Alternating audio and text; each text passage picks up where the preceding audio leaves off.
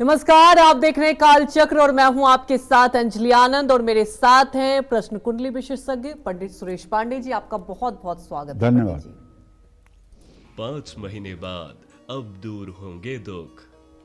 5 महीने बाद अब मिलेगा महालाभ। 5 महीने बाद अब खुलेगी किस्मत। 5 महीने बाद अब क्या करें क्या ना करें, जानने के लिए देखिए कालचक्र। जी हाँ, आज देव उठनी एकादशी है और आज भगवान विष्णु नींद से जाग चुके हैं। कहते हैं देव उठनी एकादशी से ही शुभ कार्यों की शुरुआत भी होती है। ऐसे में अगर आप भी अब तक शुभ कार्य नहीं कर पाए हैं तो इस समय का पूरा लाभ उठाएं और आज से ही शुरुआत कर दें शुभ और मांगलिक कार्यों की। इस खास दिन में 12 राशि वाले कैसे करें श्री हरि विष्णु की आराधना, क्या लगाएं भोग, यही आज कालचक्र में पंडित जी आपको बताएंगे। साथ ही देव उठनी एकादशी पर कौन से महा उपाय आपको पैसा देंगे, जल्दी शादी कराएंगे और आपकी हर मनोकामना को पूरा करेंगे। इसलिए आज के सुनहरे मौके को हाथ से ना जाने दें। और इसके अलावा अगर आपका भी कोई सवाल है तो आप हमें फोन कर सकते हैं और हमारा नंबर है 0120665241, जो कि आपके टेलीविजन स्क्रीन पर भी फ्लैश हो रहा है। तो देखिए, आज बहुत सारी जानकारियां पंडित जी आपको देंगे और मुझे लगता है आज का दिन सब इंतजार करते हैं, बहुत ही शुभ दिन माना जाता है। इस चर्चा की शुरुआत करेंगे, लेकिन पंडित जी आपने अभी जब शुभ मुहूर्त बता रहे थे भीष्म पंचक का कुछ बताया, मैं चाहूंगी कि दर्शकों को बताएं क्योंकि मुझे भी इसकी जानकारी नहीं है। क्या होता है ये ऐसा है कि अभी पंचक चल ही रहा है। जी जी। उत्तरा भाद्रपद नक्षत्र है। पंचक की 5 तिथियां होती हैं। धनिष्ठा नक्षत्र के आधे भाग से और रेवती नक्षत्र तक पंचक होता है। तो ये जो 2 दिन का पंचक होता है इसको भीष्म पंचक कहते हैं। जी जी।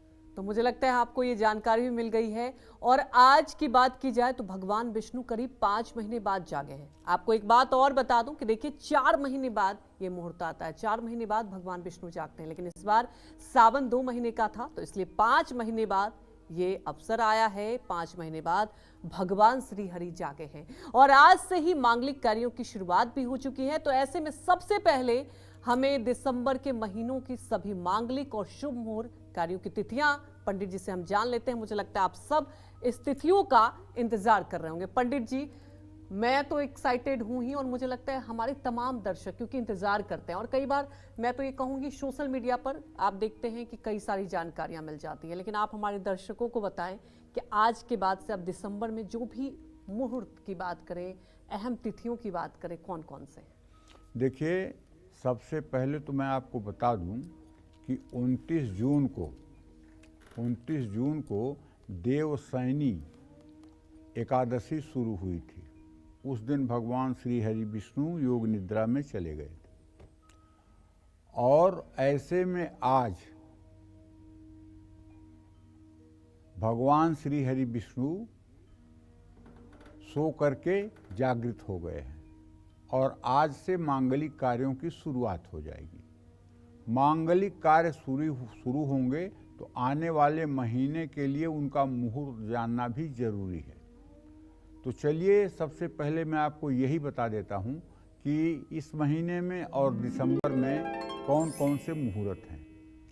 शादी से लेकर नामकरण तक करने के लिए कब कौन सा मुहूर्त है, ये अगर आप चाहें तो नोट भी कर लें। जैसे विवाह का मुहूर्त है 5, 6, 7, 8, 9, 11 और 15 दिसंबर को। गृह प्रवेश का मुहूर्त है 8 तारीख को, 15 तारीख को, 21 तारीख को दिसंबर में। प्रॉपर्टी खरीदने का मुहूर्त जो है वो 1 तारीख को, 14 तारीख को, 15 तारीख को, 21 तारीख को, 28 तारीख को और 29 तारीख को। भूमि पूजन का मुहूर्त है 29 दिसंबर को।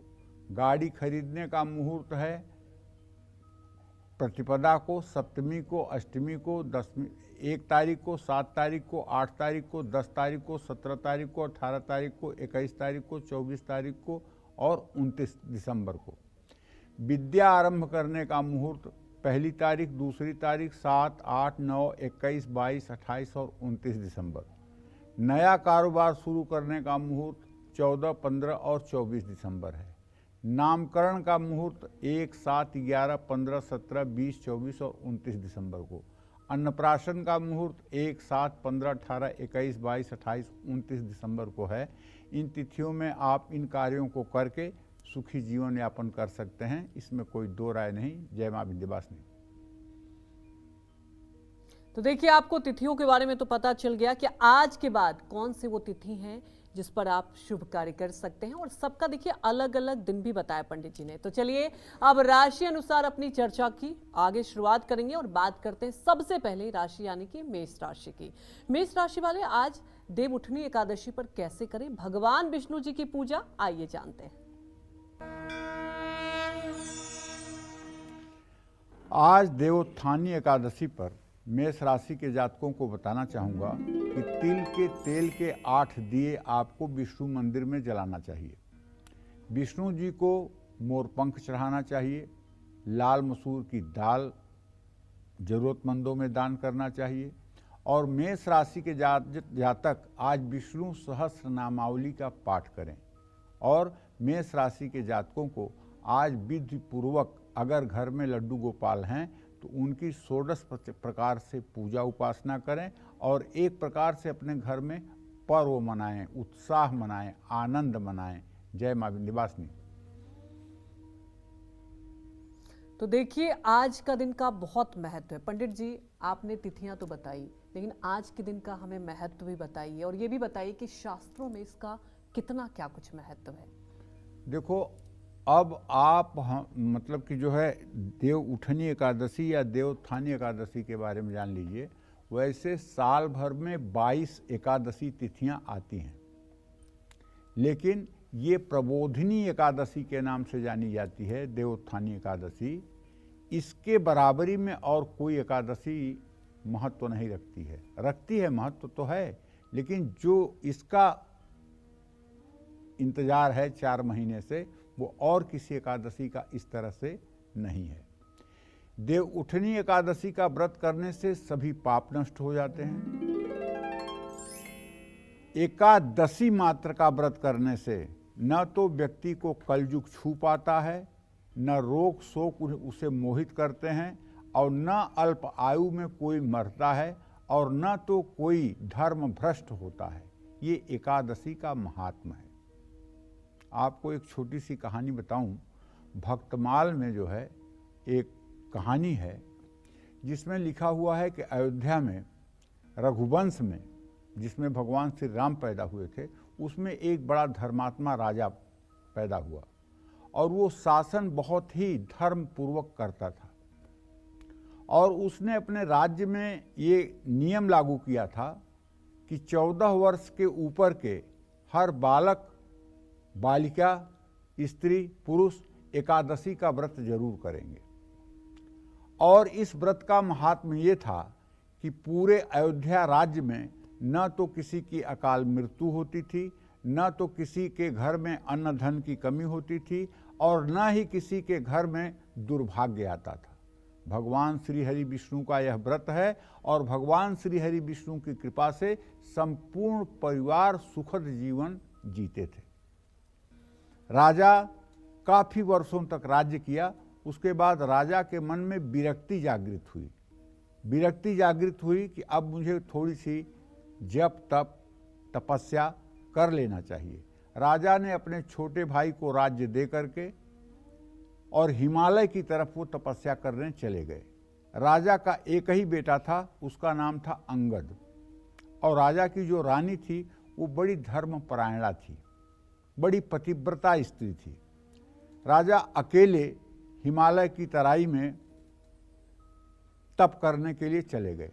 उधर देवराज इंद्र पगला गए कि ये राजा इतना धार्मिक हो गया है कि ये राजा निश्चित रूप से शरीर त्यागने के बाद इंद्र पद पा जाएगा, तो इस राजा को किसी तरह से पदभ्रष्ट करो। देवराज इंद्र ने एक योजना बना करके एक अप्सरा को मोहिनी के रूप में, मोहिनी नाम के रूप से हिमालय में भेज दिया। उस मोहिनी का रूप लावण्य और उसके हाव भाव ऐसे थे कि राजा देर तक उसके सामने टिक नहीं पाए। राजा उसके सामने प्रणय निवेदन कर दिए। राजा से उसने शर्त रखा कि मैं आपको प्राप्त तो हो जाऊंगी, लेकिन आपको मेरा कहना मानना पड़ेगा। कोई एक कहना जिंदगी में आपको जरूर मेरा मानना पड़ेगा, नहीं तो उसी दिन मैं आपको छोड़ के चली जाऊंगी। राजा के प्राण मानो उस मोहिनी में बस गए और राजा तपस्या को छोड़ करके फिर अपने राज्य में आ गए और राज्य में उस मोहिनी के स्वरूप में इतना वो कामासक्त हो गए कि उन्हें किसी चीज की सुध बुध नहीं रही। उनकी पहली पत्नी जो थी वो भी मोहिनी की सेवा सत्कार करती थी, इसलिए कि ये मेरे प्राणेश्वर की प्राण प्रिया है, इसलिए इसकी भी सेवा करनी चाहिए। और अंगद नाम का जो बेटा था वो भी उसे मातृवत भाव से देखता था। एक दिन की बात है, इंद्र ने बार बार उस मोहिनी को कहा कि इसका एकादशी छुड़वाओ, इसका एकादशी छुड़वाओ। तो मोहिनी ने कहा कि महाराज, मैं आपके हर प्रकार के व्यवहार से संतुष्ट हूँ, लेकिन मैं चाहती हूँ कि आप एकादशी का व्रत न करें और एक आज्ञा अपने राज्य में दें कि कोई एकादशी का व्रत नहीं करेगा। राजा ने कहा, देवी ये कैसे हो सकता है, एकादशी का व्रत छोड़ना ये तो असंभव है, एकादशी का व्रत तो नहीं छूट सकता है, आप दूसरी कोई चीज मांग लीजिए। उसने कहा, दूसरी कोई चीज नहीं चाहिए हमें, तो आप एकादशी का व्रत छोड़ दीजिए और अपने राज्य में भी ये घोषणा कर दीजिए कोई एकादशी का व्रत ना करे। राजा बड़े धर्म संकट में पड़े। राजा ने हाथ जोड़ करके कहा, हे देवी, तू इसके बदले में जो मांगेगी मैं उसे ना नहीं बोलूंगा, लेकिन एकादशी का व्रत छोड़ करके जो मांगना हो तुझे मांग ले। उसने कहा, अच्छा ठीक है, अगर एकादशी का व्रत आप नहीं दे सकते तो अपने इस पुत्र अंगद का सर काट कर मुझे दे दो। राजा थोड़ी देर के लिए धर्म संकट में पड़े, तब तक अंगद आ गया। उसने कहा, पिताजी, ये शरीर तो नश्वर है, इसे तो मरना है और धर्म अमर है, आप अपने धर्म से क्यों च्युत होते हैं? जब आपने कह दिया है कि जो मांगोगी मैं वो दूंगा, तो आप तुरंत मेरा गर्दन काट करके इस देवी को दे दीजिए और एकादशी जैसे महापातक से बच जाइए।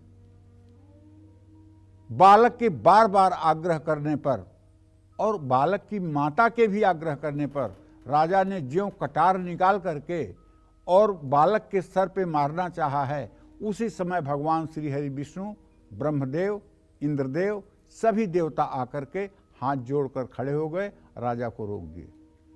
धन्य हो तुम, धन्य है तुम्हारी भक्ति, तुम सपरिवार सदेह स्वर्ग को जाओगे। तो ये एकादशी का महात्मा है। एकादशी करने वाले को न तो कलयुग छू सकता है, कोई भी आदमी जो एकादशी का व्रत करता होगा वो मद्य, मांस, मदिरा, जुआ, व्यभिचार नहीं करता होगा, इस कलयुग में भी मेरी गारंटी है। अगर कोई आदमी 22 एकादशी का व्रत करता है, जो 12 महीने की 24 एकादशी का व्रत करता है, आप दूरबीन लेकर उसकी जिंदगी को देखिए, वो मांस नहीं खाता होगा, मदिरा नहीं पीता होगा, वो व्यभिचार नहीं करता होगा, वो धन संचय के लिए नहीं मरता होगा, वो किसी भी प्रकार का पापाचार, जुआ नहीं खेलता होगा, किसी भी प्रकार के पापाचार से वो वंचित है। और इन्हीं एकादशी के व्रत करने वालों से अतिशयोक्ति नहीं है, कान खोलकर सुन लीजिए, ये धरती टिकी हुई है, नहीं तो पापाचार, अनाचार ऐसा हुआ है कि धरती कब की बैठ जानी चाहिए।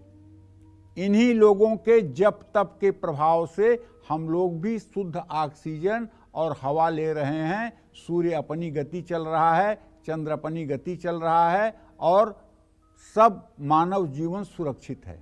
साधु संतों का हरि कीर्तन, साधु संतों के जप तप और एकादशी व्रत करने वालों के पुण्य का परिणाम है कि ये संसार फल फूल रहा है। इसलिए एकादशी का अपने आप में बहुत बड़ा महत्व है। देव उठनी एकादशी माने देवोत्थानी एकादशी, प्रबोधनी एकादशी जो आज है। एकादशी के व्रत से अशुभ संस्कार नष्ट हो जाते हैं और यहां तक कि मोक्ष की प्राप्ति होती है। मोक्ष कौन सी बड़ी चीज है इसके लिए? चक्रवर्ती सम्राट अम्बरीश जी और कहां दुर्वासा ऋषि जो दुर्वा का रस पीते थे, बलकल की लगोटी लगाते थे, हजारों वर्षों तक तपस्या में चले जाते थे, लेकिन उनका भी सामना जब अम्बरीश से हुआ और अम्बरीश को उन्होंने नष्ट करना चाहा, तो भगवान के सुदर्शन ने आकर के पूरे त्रिलोकी में दुर्वासा को भगाया और दुर्वासा को कहीं त्राण नहीं मिला। अंत में भगवान विष्णु की सलाह पाकर दुर्वासा आकर के चक्रवर्ती सम्राट अम्बरीश के चरणों में गिर गए और अम्बरीश के प्रार्थना पर वो चक्र सुदर्शन वापस हुआ। तो आप ये समझ लीजिए कि दुर्वासा जैसे ऋषि एकादशी के पुण्य के सामने अगर नहीं टिक सकते हैं तो एकादशी का कितना अपने आप में महत्व है। आप सोचते होंगे कि मैं बार बार ये कहता हूं कि जिन महिलाओं के पति आदेश न दे उन्हें एकादशी व्रत नहीं करना चाहिए। हाँ, ठीक कहता हूं। हमारे सनातन धर्म की ये मान्यता है, एक ही धर्म एक व्रत नेमा, काय वचन मन पति पद प्रेमा। पत्नी को वही कार्य करना चाहिए जिसके लिए पति की सहमति हो। ये बात अगर आप भागवतिक ढंग से समझते हैं तो समझ लीजिए, अगर आधुनिक ढंग से समझते हैं तो ना समझिए। लेकिन अगर भागवतिक ढंग से आप समझना चाहते हैं तो आप समझ लीजिए कि पति के आज्ञा के विरुद्ध आपको कोई कार्य नहीं करना चाहिए। तो आज देवोत्थानी एकादशी के दिन तुलसी की पूजा से अकाल मृत्यु का भय दूर हो जाता है, पितृदोष का शमन होता है। देवोत्थानी एकादशी की कथा सुनने और कहने से पुण्य की प्राप्ति होती है। देवउठनी एकादशी का व्रत करने से 1000 अश्वमेध यज्ञ और 100 राजसूय यज्ञ के बराबर फल मिलता है। पितृदोष से पीड़ित लोगों को देवउठनी एकादशी का व्रत करने से लाभ मिलता है और पितरों को भी कष्टों से मुक्ति मिलती है। जो भी व्यक्ति किसी भी एकादशी का व्रत करता है वो जीवन में कभी भी संकटों से नहीं घिरता है, जीवन में धन और समृद्धि मिलती है। जो व्यक्ति कन्या सुख से वंचित है उसको तुलसी विवाह जरूर कराना चाहिए। ऐसा करने से कन्यादान के बराबर ही फल प्राप्त होता है। जय मां विंध्यवासिनी। तो देखिए पंडित जी से मैंने महत्व पूछा था, पंडित जी आपने बहुत सारे एग्जाम्पल भी दिए और वाकई देखिए आज जो एकादशी है इसका बहुत महत्व है। देवउठनी एकादशी कहते हैं और अगर आप कोई भी एकादशी नहीं किया आज का कर लीजिए, बहुत फायदा होगा। तो आप वृषभ राशि वालों के बारे में भी जान लेते हैं कि देवउठनी एकादशी पर कैसे वो विष्णु जी की पूजा करें। आइए जानते हैं।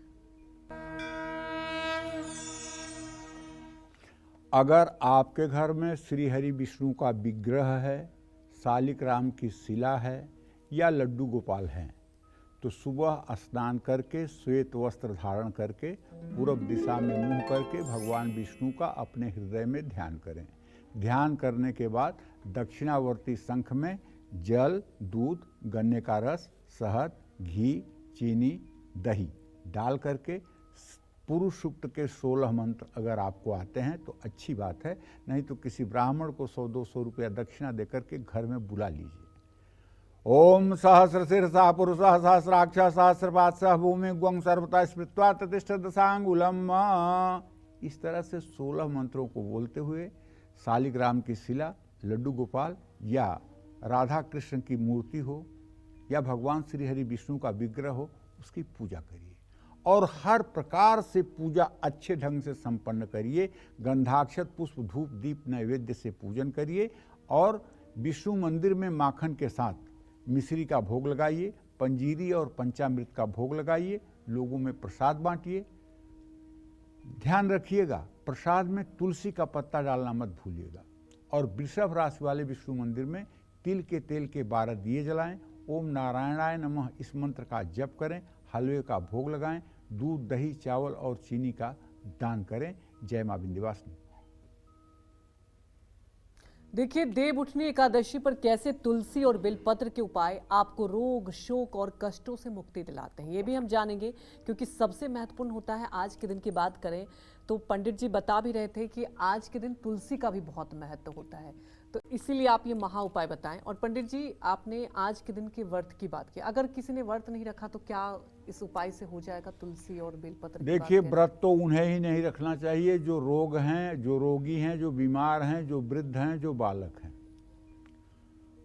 और या वो महिलाएं जिनके पति ने आदेश नहीं किया है। बाकी व्रत तो करना ही चाहिए। बेलपत्र से भगवान विष्णु की पूजा करने से भी मुक्ति मिलती है। देव उठनी एकादशी पर तुलसी से भगवान का पूजन करने से कई जन्मों के पापों से मुक्ति मिलती है। जो मनुष्य अगस्त के फूलों से भगवान विष्णु का पूजन करते हैं उनके आगे इंद्र भी हाथ जोड़ते हैं। देव उठनी एकादशी पर तुलसी दर्शन करने से, तुलसी को स्पर्श करने से, तुलसी कथा कहने से, तुलसी को नमस्कार करने से, तुलसी की स्तुति करने से, तुलसी रोपण करने से और तुलसी को जल से सींचने से व्यक्ति को विष्णु लोक की प्राप्ति होती है। जो मनुष्य कार्तिक मास में तुलसी का रोपण करता है और रोपी गई तुलसी जितनी जड़ों का विस्तार करती है उतना उस व्यक्ति के परिवार फलता फूलता है। देवोत्थानी एकादशी पर रोपी गई तुलसी से जितनी शाखा प्रशाखा बीज और फल पृथ्वी में बढ़ते हैं उतना ही लाभ तुलसी लगाने वाले के परिवार को मिलता है। जो मनुष्य कदम्ब के फूलों से श्री हरि का पूजन करता है उनको यमराज कष्ट नहीं पहुंचाते हैं। जो लोग आज देवउठनी एकादशी के दिन गुलाब के फूलों से भगवान विष्णु का पूजन करते हैं उनको मुक्ति मिलती है। जो व्यक्ति सफ़ेद या लाल कनेर के फूल से भगवान विष्णु का हमेशा पूजन करते हैं उन्हें श्री हरि का आशीर्वाद प्राप्त होता है। जो व्यक्ति भगवान विष्णु पर आम की मंजरी चढ़ाते हैं उन्हें गोदान के बराबर फल प्राप्त होता है। जो व्यक्ति दुर्वा के अंकुरों से भगवान विष्णु की पूजा करते हैं उसे पूजा से 100 गुना फल प्राप्त होता है। जो मनुष्य विष्णु भगवान को चंपा के फूलों से पूजते हैं उनको मुक्ति मिल जाती है। जो लोग केतकी के फूलों से भगवान विष्णु का पूजन करते हैं उन्हें करोड़ों जन्मों के पापों से मुक्ति मिल जाती है। जो व्यक्ति समी के पत्र से भगवान की पूजा करते हैं उनको महाघोर यमराज के मार्ग का भय नहीं रहता है। जो मनुष्य बकुल और अशोक के फूलों से भगवान विष्णु का पूजन करते हैं वो सूर्य चंद्रमा रहने तक किसी प्रकार का शोक नहीं पाते हैं, ऐसा हमारे शास्त्रों की मान्यता है। जय मां विंध्यवासिनी। तो आज मिथुन राशि वाले देव उठनी एकादशी पर कैसे करें भगवान विष्णु की पूजा, आइए जानते हैं।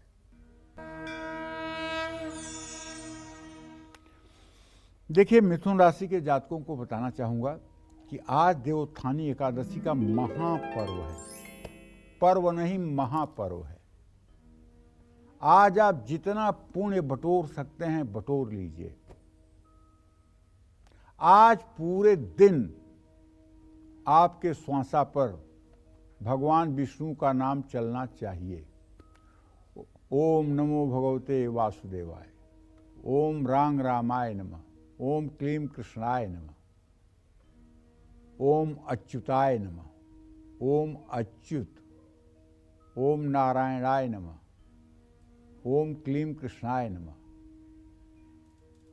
जो भी मंत्र आपको आता है कुछ भी करते रहिए, लेकिन आज पूरे दिन अपनी हर श्वास पर भगवान श्री हरि विष्णु का स्मरण करिए। और विष्णु मंदिर में तिल के तेल के 14 दिए जला करके और अगर हो सके तो एक पीतल का घंटा भी मंदिर में चढ़ाइए। श्री हरि विष्णु को माखन मिश्री का भोग लगाइए। भगवान विष्णु को तुलसी दल जरूर अर्पित करिए और हो सके तो 2 मिनट के लिए मौन होकर के भगवान विष्णु की छवि अपने हृदय में धारण करिए और उनसे प्रार्थना करिए कि हे प्रभु, हम अधम मनुष्य नीच कर्म करने वाले हैं, लेकिन आपकी कृपा हो जाए तो हमें कलयुग के प्रभाव से मुक्ति मिलनी चाहिए। हमारे अंदर के काम, क्रोध, मोह, लोभ को आप नष्ट कर सकते हैं। मेरे अंदर भक्ति की एक छोटा सा पौधा लगा हुआ है, कहीं उसको आपकी माया रूपी बकरी आकर के चर न ले। प्रभु बचाइएगा मेरी भक्ति को, ताकि मेरी भक्ति जो है इस माया रूपी बकरी का आहार न बन जाए। और काम, क्रोध, मोह, लोभ को समन करने में प्रभु आप पुरुषार्थ दीजिएगा। इस तरह से अगर आप शरणागति कर लेंगे तो निश्चित रूप से आपके जन्म सार्थक हो जाएंगे। जय मां विंध्यवासिनी। तो आज कर्क राशि वाले देव उठनी एकादशी पर कैसे करें विष्णु जी की पूजा, आइए जान लेते हैं। कर्क राशि के जातक आज देवोत्थानी एकादशी पर दूध में हल्दी मिला करके भगवान विष्णु का पुरुष सूक्त के 16 मंत्रों से अभिषेक करिए ओम सहस्रशीर्षा पुरुष सहस्राक्ष सहस्रपाद सह भूमि वं सर्वता स्मृत्वा ततिशतसांगुलम पुरुषाय वेद सर्वयद्भूतं यच्च भाव्यमुतामृत शेषानोजदने नातिरोहति एतावानस्य महिमातो जायास्य अधिपुरुषः स जातो अतिरिच्यत पश्चात भूमथो पुर। कहने का मतलब यह है कि आज आपका समर्पण दिखना चाहिए, आज आपका हृदय भगवान श्री हरि विष्णु के श्री चरणों में हो जाना चाहिए।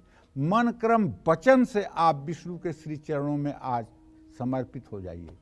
विष्णु मंदिर में तिल के तेल के 10 दिए शाम को जलाइएगा, और अगर धन की कमी है तो आज श्री सूक्तम के साथ जोर जोर से कनक धारा स्तोत्र का भी पाठ करिएगा।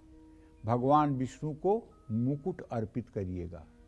कुछ लोगों की ये धारणा है कि भगवान विष्णु के भक्त बड़े गरीब होते हैं। कुछ लोगों के मुंह से ये भी बातें सुनी गई हैं। क्यों? क्योंकि कहते भगवान ना है, सब करी ममता ताग बटोरी, मम मन बसय बांधि बर डोरी, मम पद बसय बांधि बन डोरी। तुम्हारे सब माया वया छोड़ करके तब हमारी शरण में आओ, तब मैं तुझे अपनाऊंगा।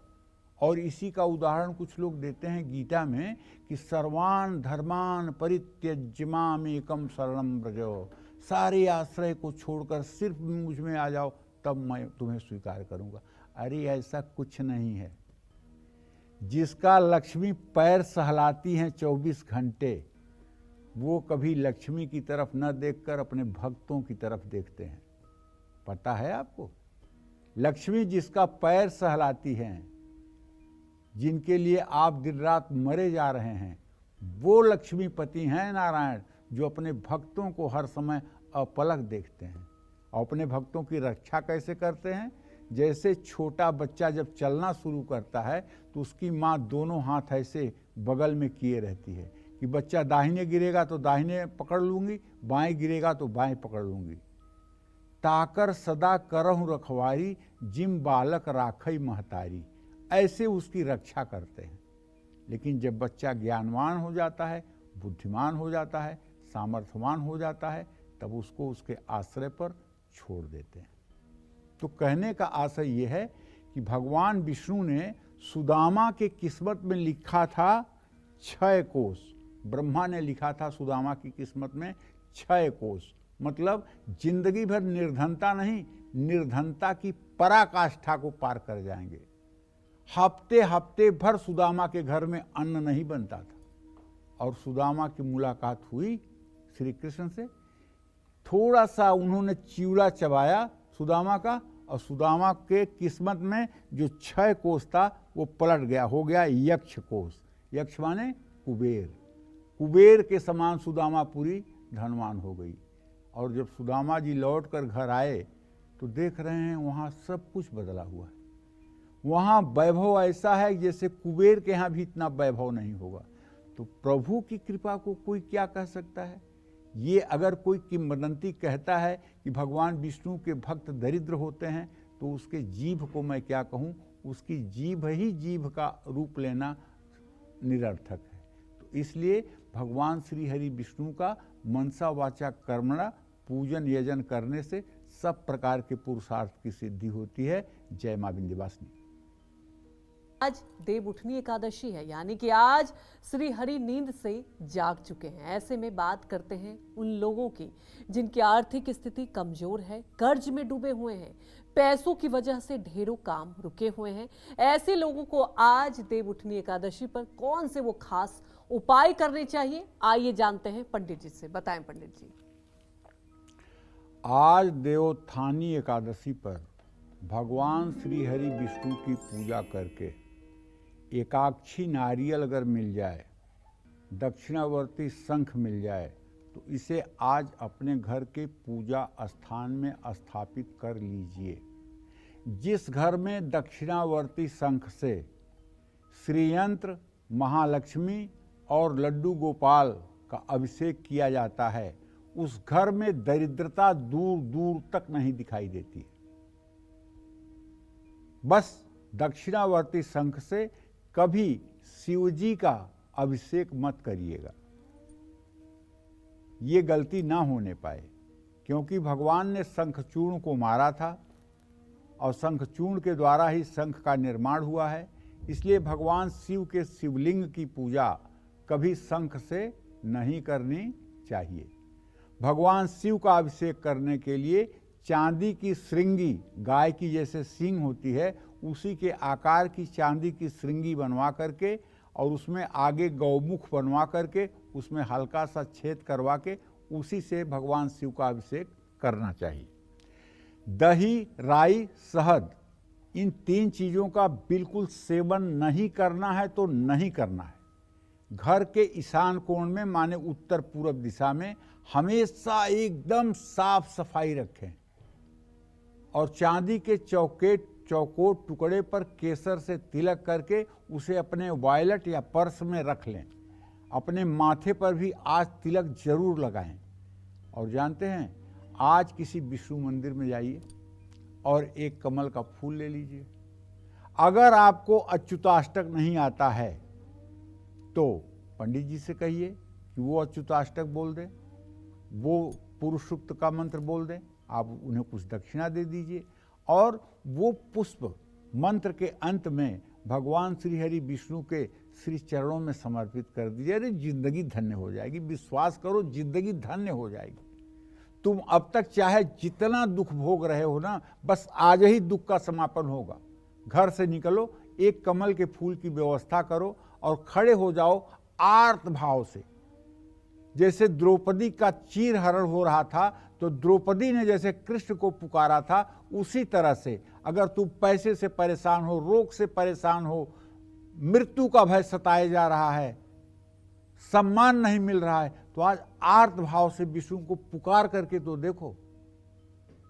अच्युतम केशवम राम नारायणम कृष्ण दामोदरम वासुदेवम हरिम श्रीधरम माधवम गोपिका वल्लभम जानकी नायकम रामचंद्रम भजे।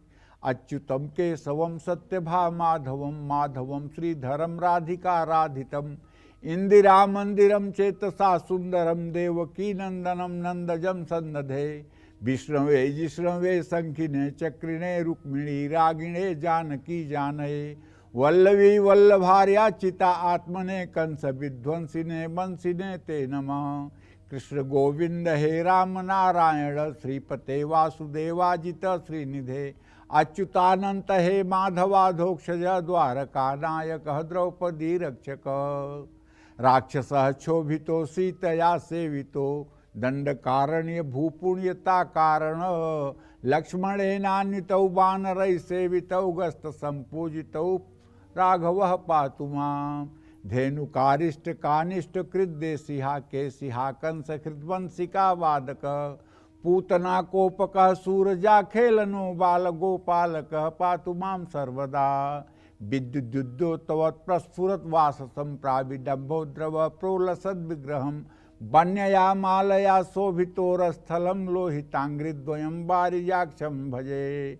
कुञ्चितैकुन्तलैर्भ्राजमानाननं रत्नमौलिं लसत्कुण्डलं गण्डयो। हारकेयूरकं कंकणं मंजुलम किंकिणी मंजुलम श्यामलम तम भजे। और पुष्प चढ़ा दीजिए उनके श्री चरणों में। आपके भाव की प्रधानता है और उनका हाथ आपके सर पर रहेगा तो आपका मानव जीवन लेना साकार हो जाएगा। जय मां विंध्यवासिनी। तो आज सिंह राशि वाले देव उठनी एकादशी पर कैसे विष्णु जी की पूजा करें, आइए जानते हैं।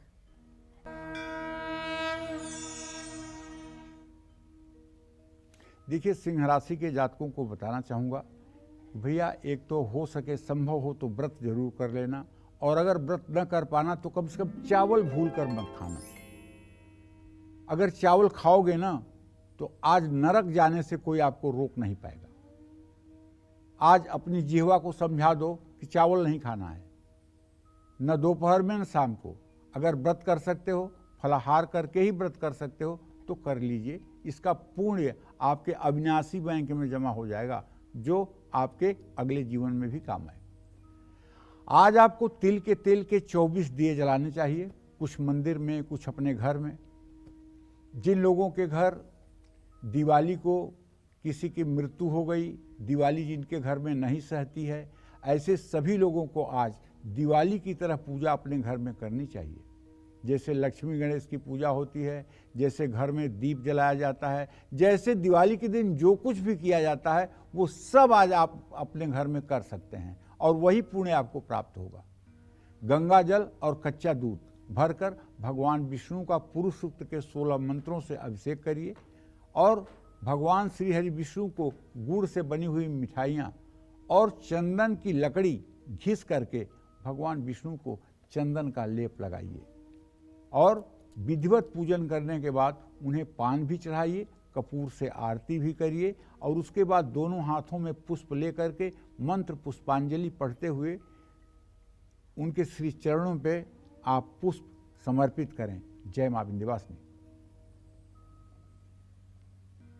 तो अब बात करते हैं उन लोगों की जिनकी शादी में देरी हो रही है। ऐसे लोगों को आज के दिन क्या कुछ करना चाहिए? श्री हरि को प्रसन्न करने से उनको मनचाहा जीवन साथी कैसे मिलेगा, ये भी जानते हैं पंडित जी से। पंडित जी, आज तो आपने जितनी जानकारियां दी, मुझे लगता है कालचक्र के जो व्यूअर हैं उनको इतनी महत्वपूर्ण जानकारियां आपने दी, लेकिन कई लोग परेशान रहते हैं कि मनचाहा जीवन साथी मिले जिससे जीवन भी सुखमय हो।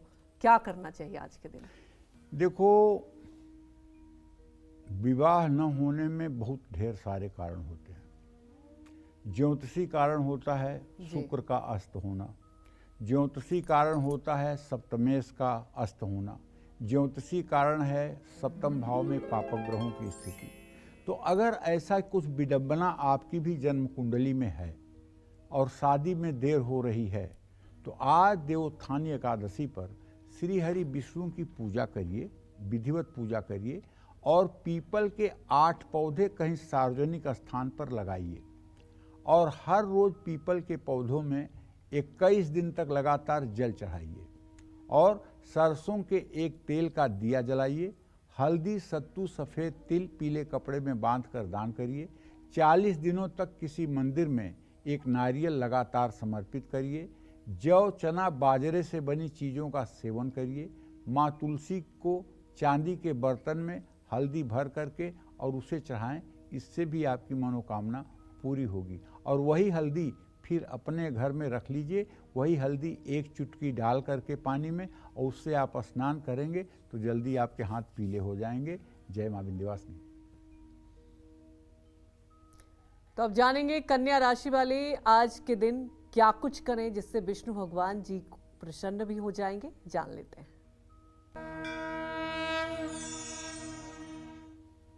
देखिए, जैसे सभी राशि के लोगों को बता रहा हूं कि भगवान श्री हरि विष्णु, प्रभु श्री राम, भगवान श्री कृष्ण की पूजा आराधना से आज आपकी मनोकामना पूरी हो सकती है। ठीक है ना? तो आज एकादशी पर विष्णु मंदिर में तिल के तेल के 32 दिए जलाइए। आज अपने मन में इतना उमंग और उत्साह रखिए कि आज हमारे प्रीतम भगवान श्री हरि विष्णु, जगत के पति, जगत के पालनहार आज सोकर उठ रहे हैं। ये खुशहाली तो होनी चाहिए ना। 4 महीने के बाद अगर सोकर उठ रहे हैं तो ये खुशहाली तो होनी चाहिए ना। और एकदम खुशी से झूमते हुए पूरी दिवाली बना डालिए आज। और भगवान श्री हरि विष्णु की प्रतिमा पर तुलसी के पत्तियों से बनी हुई सुंदर माला अर्पित करिए। भगवान विष्णु को तुलसी और शहद का भोग लगाइए। कन्या राशि वालों को आज गीता पाठ जरूर करना चाहिए। जय मां विंध्यवासिनी। देखिए, मनचाहा जीवन साथी पाने के लिए तो पंडित जी ने आपको उपाय बता ही दिए। और अब बात कर लेंगे शादीशुदा लोगों की, जिनकी शादीशुदा जिंदगी में करवाहट भी रहती है, तो वो भी जानेंगे। जिनको छोटी छोटी बातों में कलेश भी होते हैं, ऐसे लोगों को आज देव उठनी एकादशी पर कौन से वो खास उपाय करने चाहिए, जानते हैं पंडित जी से। बताएं पंडित जी। देखो, आज देवोत्थानी एकादशी पर भगवान विष्णु की पूजा करनी चाहिए। तुलसी स्तोत्र का पाठ करना चाहिए। तुलसी के पौधे के सामने सुबह शाम घी का दिया जलाना चाहिए। भगवान शालिग्राम का पंचामृत से अभिषेक करना चाहिए। तुलसी के पत्ते शालिग्राम जी को चढ़ाना चाहिए। तांबे का एक टुकड़ा नदी में प्रवाहित करना चाहिए। सौंफ, शहद, टमाटर और तले हुए भोजन का सेवन नहीं करना चाहिए। इन सब चीज़ों का अगर आप ध्यान रखेंगे तो निश्चित रूप से जीवन धन्य हो जाएगा। जय मां विंध्यवासिनी। तो आज तुला राशि वाले देव उठनी एकादशी पर कैसे विष्णु जी की पूजा करें, आइए जान लेते हैं।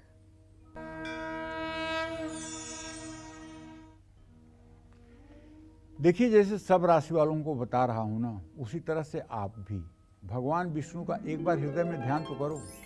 ओम अपवित्र पवित्रो वा सर्वावस्थां गतोऽपि वा यः स्मरेत पुंडरीकाक्षं सह वायाभ्यंतरः शुचि। चाहे संगम में नहा लो, चाहे गंगा में नहा लो, ऊपर से तो आप पवित्र हो जाओगे, लेकिन नीचे से जो मल मूत्र हर समय शरीर में बन रहा है, वो अंदर की पवित्रता कैसे होगी? अंदर की पवित्रता तभी हो सकती है जब श्री हरि विष्णु का आपके हृदय में ध्यान होगा। यह स्मरेत पुंडरीकाक्षः सह वायाभ्यंतरः शुचि। पुंडरीकाक्ष भगवान श्री हरि विष्णु का हृदय में ध्यान होते ही अंदर और बाहर दोनों जगह पवित्रता हो जाती है। इसमें रंच मात्र भी संदेह नहीं है, ऐसा ब्रह्म पुराण का कथन है। तो आप पवित्र होकर एकादशी पर विष्णु मंदिर में तिल के खूब दिए जलाइए, अपने घर में दिए जलाइए, दीपावली की तरह आज पर्व बनाइए और संध्या काल में श्री हरि विष्णु को गुलाब के फूल और मेवे अर्पित करिए। और आज पूरे दिन विश्राम मत कीजिए। आज पूरे दिन भगवान सोकर उठे हैं तो इस खुशी में पूजा पाठ में अपना पूरा मन लगा दीजिए, पूरी शक्ति लगा दीजिए। और हाँ, एक बात और कहना चाहूँगा कि यदि आपको कोई संकट ज़्यादा है तो आज प्रभु से प्रार्थना करिए कि प्रभु इस संकट से निवारण करें और अपनी भक्ति मुझे दें, जिससे मैं आपकी भक्ति में तल्लीन हो सकूं। जय मां विंध्यवासिनी।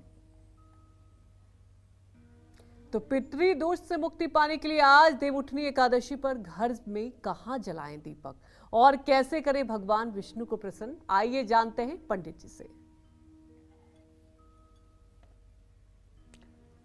देखिए, आज देवोत्थानी एकादशी पर भगवान विष्णु की पूजा करके श्रीमद् भागवत महापुराण के 10वें स्कंध का पाठ करना चाहिए। अगर आप इतने पढ़े लिखे नहीं हैं तो भागवत का भ नहीं जानते तब तो आप केवल एक छोटा सा नाम आपको बता रहा हूं, श्री राधा वल्लभ श्री हरिवंश, श्री राधा वल्लभ श्री हरिवंश, श्री राधा वल्लभ श्री हरिवंश। यही मंत्र कर लीजिए 10 मिनट। अगर भगवान के पार्षद आपको लेने ना आए तो आप कहिएगा। मिट्टी के दीपक में तिल का तेल डालकर अपने घर में एक अखंड दिया आज जलाइए जो 24 घंटे जले। घर की उत्तर पूर्व दिशा में कभी भी झाड़ू ना रखें। हाथी अगर आपको मिल जाए तो उसको केला और गन्ना खिला दीजिए। झाड़ू का दान किसी धर्म स्थान में कर दीजिए और अपने घर की साफ सफाई, अपने छत की साफ सफाई जरूर कर लीजिए। देखिए, आपको फर्क नजर आएगा। जय मां विंध्यवासिनी। तो आज का दिन बहुत शुभ है, तो ऐसे में वृश्चिक राशि वालों को क्या कुछ करना चाहिए जिससे भगवान विष्णु प्रसन्न हो जाए?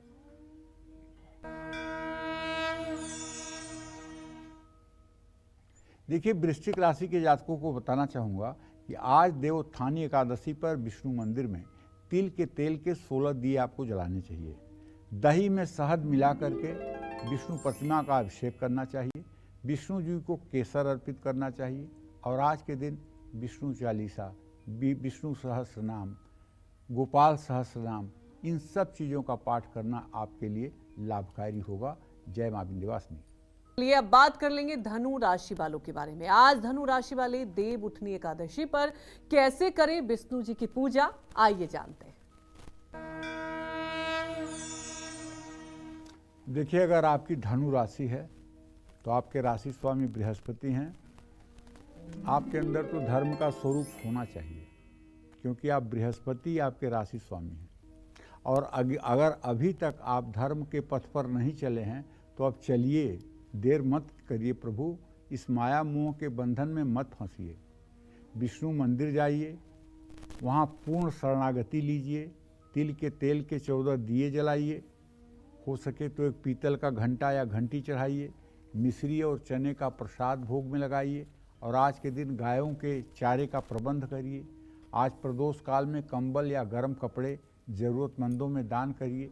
इन सब चीज़ों से आपको पुण्य की प्राप्ति होगी और हर समय अपने मन में ओम नमो भगवते वासुदेवाय इस मंत्र को चलाते रहिए, चलाते रहिए, चलाते रहिए। जय मां विंध्यवासिनी। तो आज मकर राशि वाले देव उठनी एकादशी पर कैसे भगवान विष्णु की पूजा कर ले, जानते हैं। देखिए अगर आपकी मकर राशि है तो आज तो देव उठनी एकादशी है। आज बहुत बड़ा पर्व है, सनातन धर्म का एक बहुत बड़ा पर्व है। जगत के पालनहार आज सोकर उठेंगे। अब इससे बड़ी खुशी की बात हो क्या सकती है। 4 महीने तक तपस्या करने वाले साधु संत, जो लोग चौमासा व्रत कर रहे हैं, आज उनका भी व्रत पूरा होगा। आज इतना बड़ा पर्व है तो आज एकादशी पर विष्णु मंदिर में तिल के तेल के 10 दिए श्रद्धापूर्वक स्वयं जलाइए शाम को। और श्री हरि विष्णु को अगर हो सके तो एक मुकुट, अगर सोने का मुकुट, चांदी का मुकुट नहीं अर्पित कर सकते हैं तो जो मुकुट वैसे बने हुए मिलते हैं जिसमें मतलब कि मोरपंख लगा होता है, ये वाला मुकुट आज आप किसी विष्णु मंदिर में अर्पित करिए। और विष्णु मंदिर में दिव्य भोग पकवान के बाद लौंग इलायची वाला पान भी चढ़ाइए। आज के दिन पंछियों को अनाज डालना भी शुभ होता है। केसर, केला या हल्दी का भी दान करना चाहिए। जय मां विंध्यवासिनी। तो आज कुंभ राशि वाले देव उठनी एकादशी पर कैसे करें विष्णु जी की पूजा, आइए जानते हैं।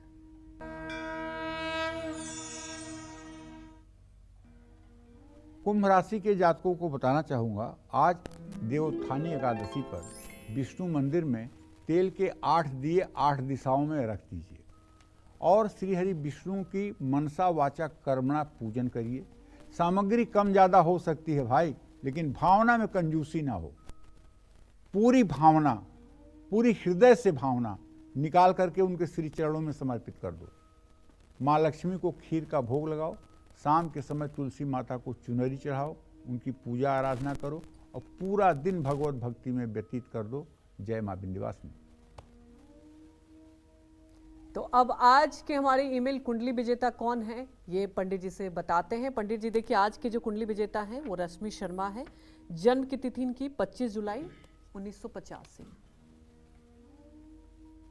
25 जुलाई 1985 जी। कितने बजे? जन्म का समय है 11:35 दिन में जी। कहाँ? जन्म का स्थान दिल्ली है।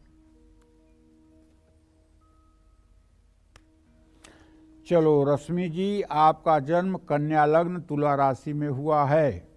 आपके जन्म कुंडली में ये दिख रहा है कि आपके जन्म कुंडली में मंगल और गुरु दोनों नीच राशि में बैठे हुए हैं। शनि उच्च राशि में केतु और चंद्रमा के साथ है। आपके मन पर हर समय ग्रहण दोष लगा रहता है, तो इसलिए आपकी तबीयत बहुत खराब रहती है। आपको पीसीओडी की भी समस्या है। आप इन सब उपायों से बचने के लिए, इन सब रोगों से बचने के लिए थोड़ा सा व्यायाम किया करें, सूर्य नमस्कार किया करें।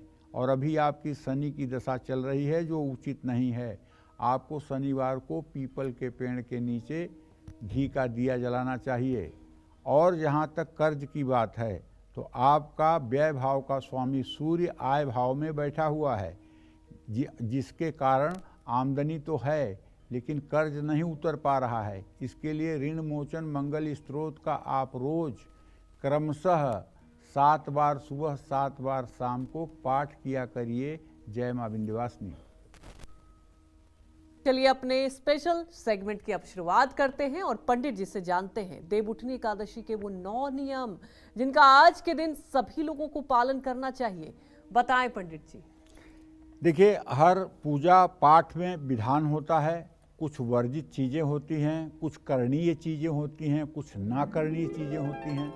तो इसी तरह से एकादशी के दिन आपको लकड़ी का दातून या पेस्ट इस्तेमाल नहीं करना चाहिए।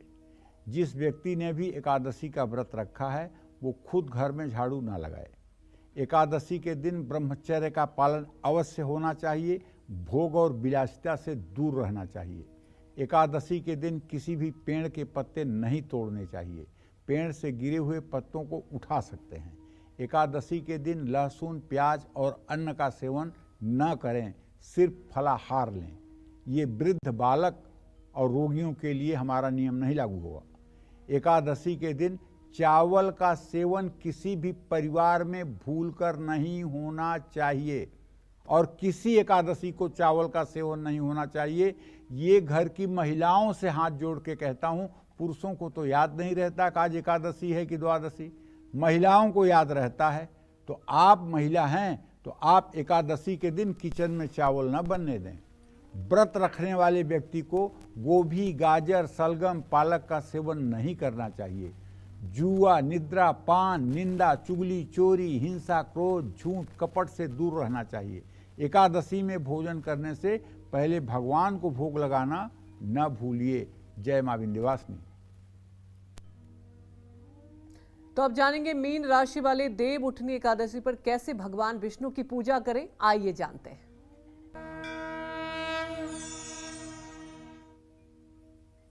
देखिए, मीन राशि के जातकों को कहना चाहूँगा कि सभी राशि के लोगों की तरह आप भी आज एकादशी में भक्ति में झूमिए और भगवान श्री हरि विष्णु के मंदिर में जाइए। वहाँ जितना आप श्रमदान कर सकते हैं करिए। तिल के तेल के खूब दिए जलाइए और विष्णु जी को केसर का और चंदन का घिस करके खूब बढ़िया तिलक लगाइए। आज मीन राशि वालों को सत्यनारायण की कथा का पाठ भी अपने घर करवाना चाहिए। भगवान विष्णु को तुलसी भी अर्पित करनी चाहिए। ये सारे कर्म आपके जीवन के बंधनों को खोल देंगे और आपका जीवन सुखमय हो जाएगा। जय मां विंध्यवासिनी। आज हमारे दर्शकों को इतनी महत्वपूर्ण जानकारी देने के लिए पंडित जी आपका बहुत बहुत धन्यवाद। उम्मीद करते हैं आपको हमारा विषय बहुत पसंद आया होगा।